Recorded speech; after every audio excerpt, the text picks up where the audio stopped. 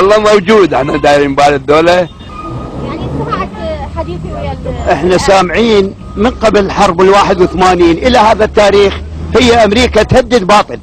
احنا ما عندنا باطل، احنا على حق. وعلى الحق الى ما يقص راسه غير الله.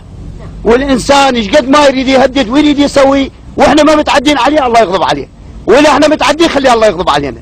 بس ان شاء الله نغضب عليهم وهم يهلكون ويظلون جوعانين ويدقون يتمنون العراق ويتمنون جميع دول العربية.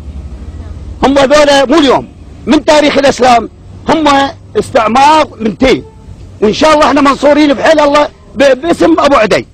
انا من 79 بالعراق والعراقيين اهلي، ويعني انا ما عشت بمصر بقد ما عشت بالعراق، ويعني شعوري ما اقدر اوصف لك اياه بجمل بسيطه، ولكن احس ان انا عايش بوطني وبين اهلي واخواني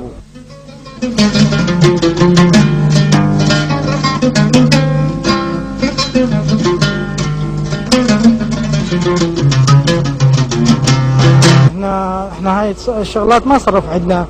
احنا مثل ما يقول العراقيين مجربين بالقادسيه وبام المعارك، واحنا هاي الشغلات ما تخوفنا. احنا بصوت الله وصوت القائد مثل ما يقول احنا منتصرين بعون الله. وهاي الشغلات التهديدات والكذا هاي نحن سمعانيها من زمان، يعني هاي لا تخوفنا ولا تهز شعره من راسنا.